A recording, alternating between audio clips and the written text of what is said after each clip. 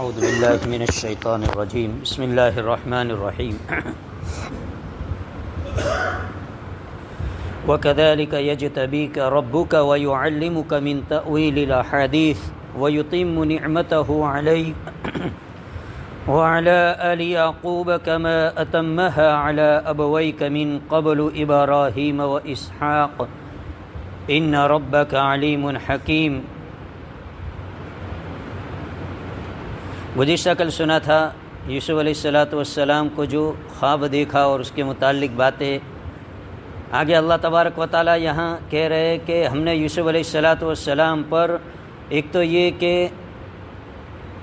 خواب کی تعبیر کا علم انہیں سکھایا۔ معلوم ہوا اس سے کہ آگے اللہ اسی آیت میں کہہ رہا ہے کہ جیسا کہ ہم نے یہ انعام تمہارے دو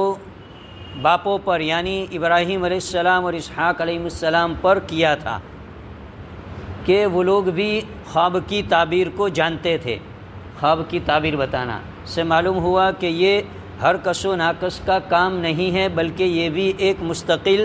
فن ہے، ایک مستقل علم ہے۔ خواب کی تعبیر یہ ہر انسان نہیں بتا سکتا، اسے بھی اس کی لائن سے سیکھنا پڑتا ہے، تبھی جا کر وہ انسان جب اس میں کامل ہو تو خواب کی تعبیر بتا سکتا ہے۔ تو یوسف علیہ السلام پر ایک نعمت تو اللہ نے یہ پوری کی کہ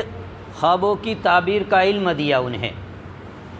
اور اللہ تبارک و تعالیٰ نے فرمایا کہ اور نعمتوں سے تمہیں نوازے گا۔ اس میں دینی نعمتیں بھی ہیں اور دنیاوی نعمتیں بھی ہیں۔ دین کے اعتبار سے تو نعمت یہ تھی کہ اللہ تبارک و تعالیٰ آگے چل کر آپ کو نبی بنانے والا ہے، نبوت سے سرفراز کرنے والا ہے۔ یوسف علیہ السلام کو اللہ نے نبی بنایا۔ اور دنیاوی نعمت کہ یوسف علیہ السلام جس وقت باپ سے جدا ہو رہے ہیں، بھائیوں کی چال کی وجہ سے، بھائیوں کے مکر فریب کی وجہ سے جو آگے آ رہا ہے، تو یوسف علیہ السلام بالکل نونہال تھے۔ بتلایا کہ جس وقت یوسف علیہ السلام کو ان کے بھائیوں نے ان کے باپ سے جدا کیا، اس وقت یوسف علیہ السلام کی عمر 7 سال کی تھی، 7 سال کی تھی۔ فرمایا کہ بچپن ہی سے یوسف علیہ السلام کو باپ سے جدا کر دیا۔ اس کے بعد اللہ تبارک و تعالیٰ نے مصر پہنچایا۔ مصر جا کر اللہ تبارک و تعالیٰ نے بادشاہت سے نوازا، بادشاہی عطا فرمائی کہ مصر کے بادشاہ بنائے گئے یوسف علیہ السلام۔ اور اس کے بعد مال و دولت سے اللہ تبارک و تعالیٰ نے نوازا کہ دنیاوی اعتبار سے عزت عطا کی، مال و دولت عطا کی، یہاں تک کہ آپ کے اہل کو، آپ کے گھر والوں کو، آل یعقوب کو، ان لوگوں کو بھی جو تنگ دستی میں تھے، فقر و فاقہ میں تھے، جو قحط پڑا ہوا تھا، اللہ تبارک و تعالیٰ نے ان کے گھر والوں کو بھی مالی فراوانی سے سرفراز فرمایا۔ تو وہی کہہ رہے اللہ تبارک و تعالیٰ کہ وَكَذَلِكَ يَجْتَبِيكَ رَبُّكَ وَيُعَلِّمُكَ مِن تَأْوِيلِ الْأَحَادِيثِ وَيُتِمُّ نِعْمَتَهُ عَلَيْكَ وَعَلَى آلِ يَعْقُوبَ كَمَا أَتَمَّهَا عَلَى أَبَوَيْكَ مِن قَبْلُ إِبْرَاهِيمَ وَإِسْحَاقَ إِنَّ رَبَّكَ عَلِيمٌ حَكِيمٌ لَقَدْ كَانَ فِي يُوسُفَ وَإِخْوَتِهِ آيَاتٌ لِلسَّائِلِينَ، اور بے شک تحقیق کہ یوسف علیہ السلام اور ان کے بھائیوں کے قصے میں عبرت ہے، سوال کرنے والوں کے لیے نشانی ہے، سوال کرنے والوں کے لیے۔ یوسف علیہ السلام اور ان کے بھائیوں کا قصہ جو آگے آ رہا ہے کہ اس میں نشانی ہے، ایک نشانی اور ایک عبرت۔ تو بئی معنی کہ یہود نے جو اللہ کے نبی صلی اللہ علیہ وسلم سے سوال کیا تھا یوسف علیہ السلام کے قصے کے باب میں، تو اللہ تبارک و تعالیٰ نے یہ وحی نازل فرمائی اللہ کے نبی صلی اللہ علیہ وسلم پر، اور پورا یوسف علیہ السلام کا یہ قصہ اللہ نے اپنے نبی کو بتایا، اور نبی نے پھر ان سوال کرنے والے یہود کو اللہ تبارک و تعالیٰ نے جو وحی کی تھی یہ پورا یوسف علیہ السلام کا قصہ سنایا۔ تو یہ ایک ان کے لیے نبوت کو تسلیم کرنے کے لیے، نبوت کی دلیل کو تسلیم کرنے کے لیے یہ ایک معجزہ تھا، یہ ایک عبرت تھی ان یہودیوں کے لیے کہ یہ جانتے نہیں تھے، معلوم نہیں تھا، یہ قصہ اتنا مشہور نہیں تھا، پھر بھی جو چیزیں ان کی تورات کے اندر تھی، یہودیوں کی کتاب تورات کے اندر جو یوسف علیہ السلام کے متعلق جو باتیں تھیں وہ ساری کی ساری اس آخری نبی نے بتلا دی، تو گویا ان کو ایمان لے آنا چاہیے تھا، عبرت تھی ان کے لیے، نشانی تھی اس قصے میں۔ اور دوسرا کہ دنیا والوں کے اعتبار سے کہ یوسف علیہ السلام اور ان کے بھائیوں کا قصہ کہ بھائیوں نے یوسف علیہ السلام کے ساتھ اپنے سگے بھائی کے ساتھ کیا برتاؤ کیا کہ اسے جان سے مار ڈالنے کا پلان بنایا اور باپ کی محبت سے جدا کیا اور بے جان کو مارنے کا ایک جھنا اپنے اوپر لازم کیا، کنویں کے اندر ڈال دیا۔ یہ ساری چیزیں دیکھنے والوں کے لیے اور سننے والوں کے لیے گویا یہ ایک قصہ عبرت ہے، نشانی ہے اللہ تبارک و تعالیٰ کی جانب سے۔ اذ قالوا لیوسف واخوہ احب الی ابینا منا ونحن عصبہ، یاد کیجئے اس وقت کو جب کہ بھائیوں نے کہا لیوسف واخوہ کہ یوسف اور اس کے بھائی، ان کے بھائی یعقوب علیہ السلام کے کل 12 بیٹے تھے اور ایک بیٹی تھی، ان میں سے 6 بیٹے یعقوب علیہ السلام کے ماموں کی لڑکی، پہلی لڑکی جس کا نام بتایا جاتا ہے لیا بنت لیان، جس کا نام بتلایا جاتا ہے، ان کے بطن سے ان سے نکاح کیا یعقوب علیہ السلام نے اور ان سے 6 بیٹے پیدا ہوئے یعقوب علیہ السلام کے۔ روبیل ایک کا نام بتلایا جاتا ہے، شمعون دوسرے کا نام بتلایا جاتا ہے، یہودا تیسرے کا نام بتلایا جاتا ہے، لاوی چوتھے کا نام بتلایا جاتا ہے، یشجر 5ویں کا نام بتلایا جاتا ہے، اور ریان یہ 6 بیٹے لیا بنت لیان کے بطن سے پیدا ہوئے یعقوب علیہ السلام نے جو پہلا نکاح کیا،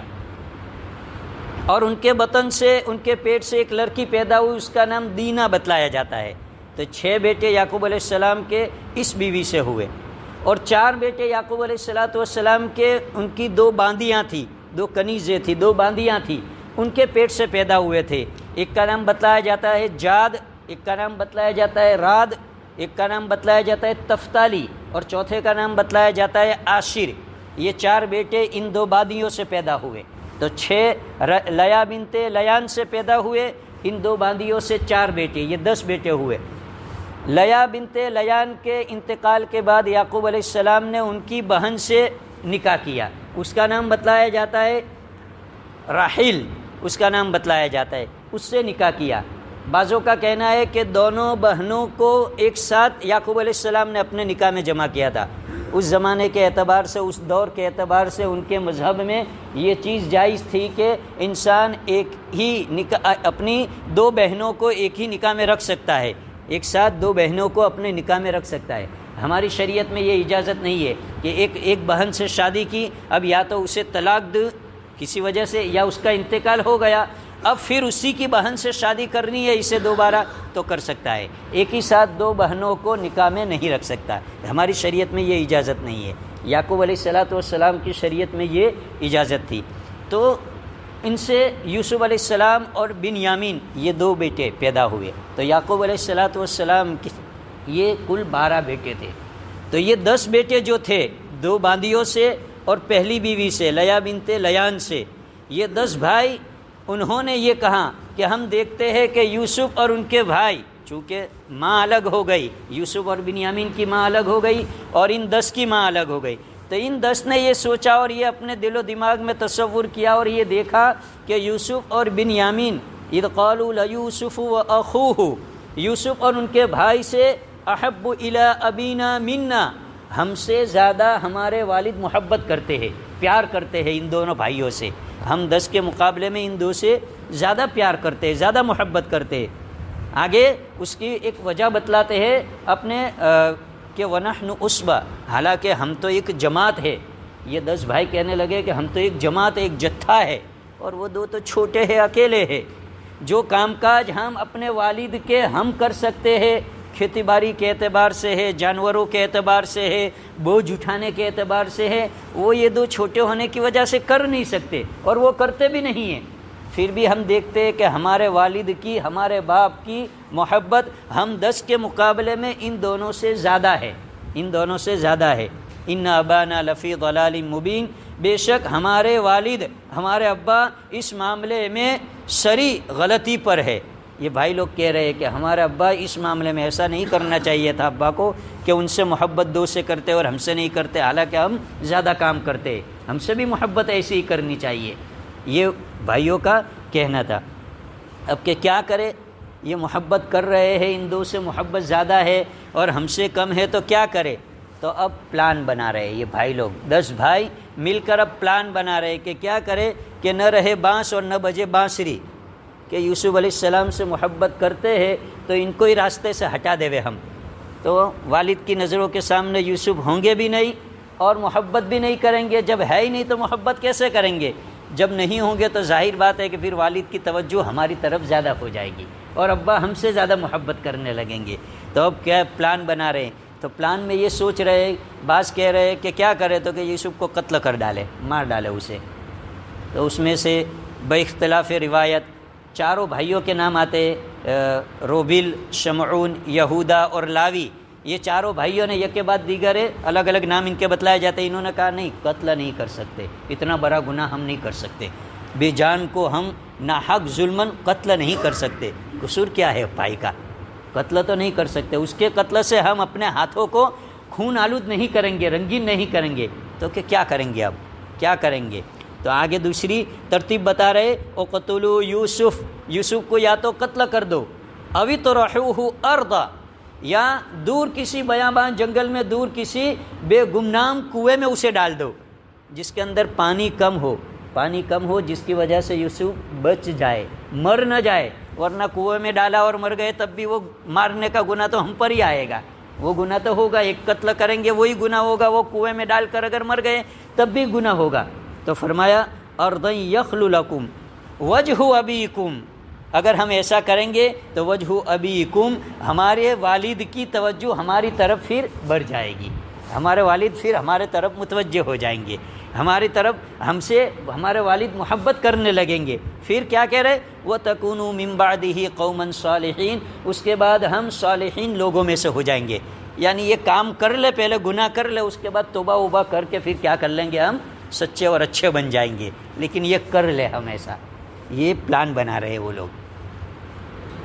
قال قائل منہم، تو اب ان بھائیوں میں سے جیسا بھی میں نے بتلایا کہ ان میں سے ایک نے کہا لا تقتلوا یوسف، یوسف کو قتل نہیں کریں گے ہم، وَأَلْقُوهُ فِي غَيَابَةِ الْجُبِّ، کیا کریں گے؟ ایک بیابان گمنام کنویں میں اسے ڈال دیں گے، یلتقطہ بعض السیارہ، کیوں ڈال دیں گے؟ کہ ادھر سے کوئی قافلہ گزرے گا اور اس کے اندر پانی کے لیے اپنی ڈول ڈالے گا، پانی کے لیے ضرورت پیش آئے گی، اپنے آپ کو پانی کے لیے وہاں پیش کرے گا اور یوسف کو دیکھے گا اور وہ نکال لیں گے اور اسے پھر کسی دور جا کر بیچ دیں گے، ہمارا مقصد ختم ہو جائے گا، ہمارا مقصد ہے یوسف کو باپ سے دور کرنا، تو ہم اس طرح کنویں میں ڈال دیں گے، کوئی راہ گزر آئے گا، یلتقطہ بعض السیارہ ان کنتم فاعلین، اگر تمہیں کرنا ہی ہے دوری کا سبب تو اس طرح کا کام کرو۔ چنانچہ بھائیوں نے یہ پلان بنایا اور اپنے والد سے ایک کہانی بنا لی، اور والد کے سامنے کہانی بنا کر یہ لوگ یوسف علیہ السلام کو اپنے ساتھ جنگل میں لے جا رہے ہیں۔ جنگل میں قالوا یا ابانا، اب والد سے کہہ رہے ہیں اے ہمارا ابا، ما لک، آپ کو کیا ہو گیا ہے، لا تأمنا علی یوسف، کہ یوسف کے باپ میں آپ ہم پر بھروسہ نہیں کرتے،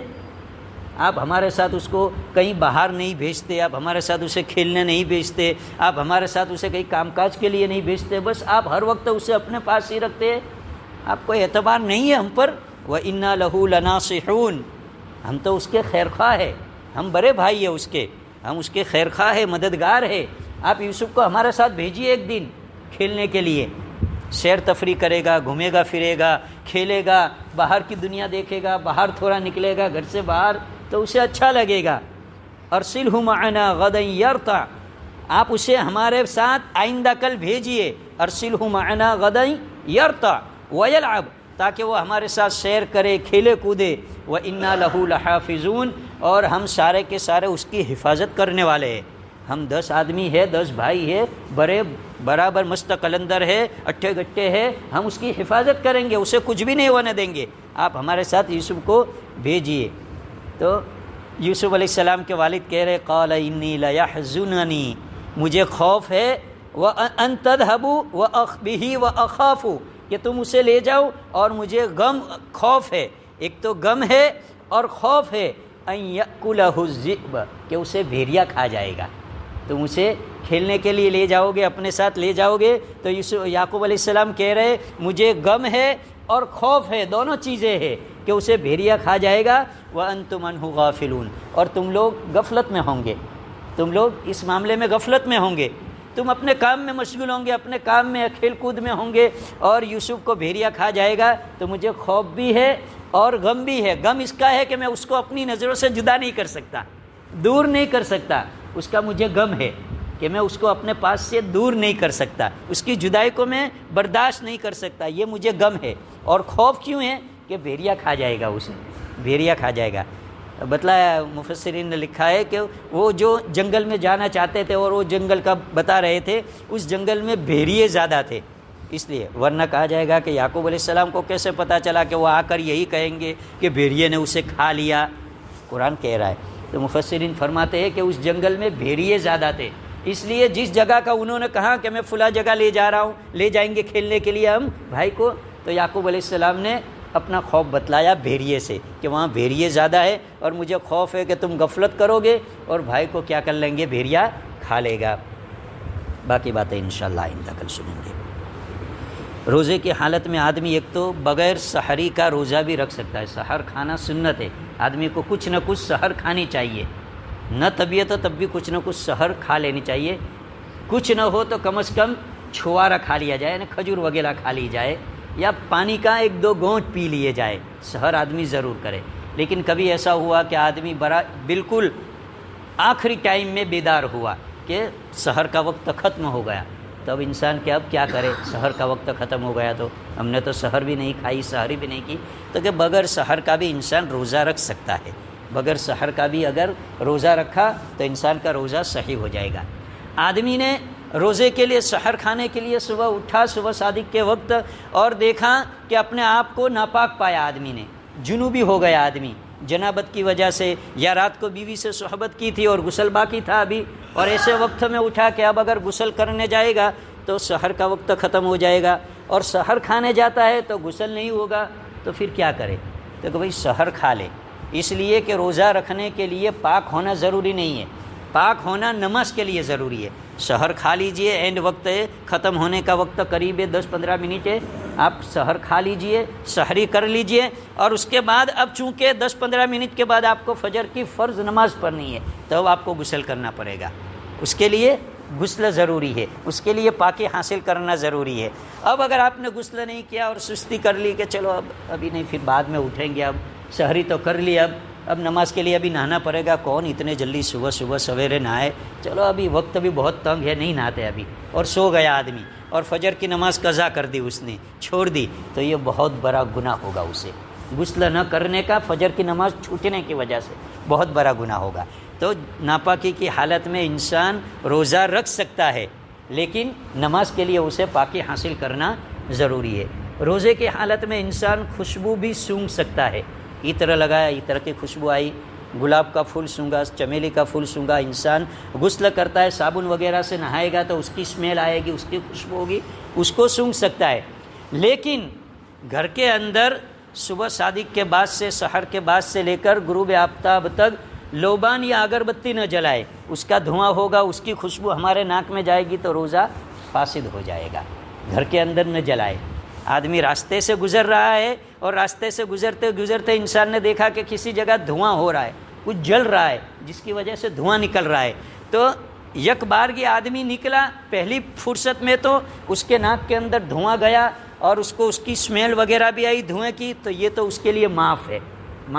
اس سے روزے میں کوئی نقصان نہیں آئے گا۔ لیکن آدمی نے دیکھا کہ آگ جل رہی ہے اور وہاں پر دھواں ہو رہا ہے، اب آدمی وہاں پر کھڑا ہو گیا اور بڑے مزے لے کر وہ دھواں اپنے جسم میں پیوست کر رہا ہے اور اس کا مزہ لے رہا ہے اور سونگھ رہا ہے اس سے برابر، تو اب اس کا روزہ ٹوٹ جائے گا۔ چلتے چلتے آدمی نے ناک کے اندر دھواں گیا اور اس کی اسمیل گئی، اس سے روزہ نہیں ٹوٹے گا، لیکن بالقصد اس نے دھوئیں کو اپنے ناک کے اندر لیا اور اس کی اسمیل کو، اس کی خوشبو کو اپنے ناک سے اس کا ذائقہ لیا اور اپنے دل و دماغ کو اس سے معطر کیا، تو اس سے پھر اس کا روزہ فاسد ہو جائے گا۔ اللہ عمل کی توفیق عطا فرمائے۔ سبحان اللہ و بحمدہ،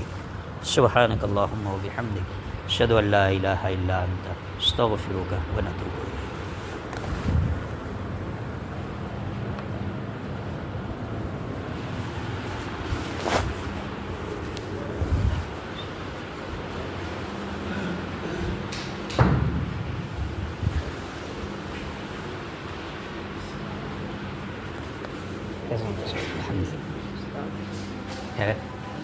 آگے بولتا اللہ آسان فرما اللہ ہاں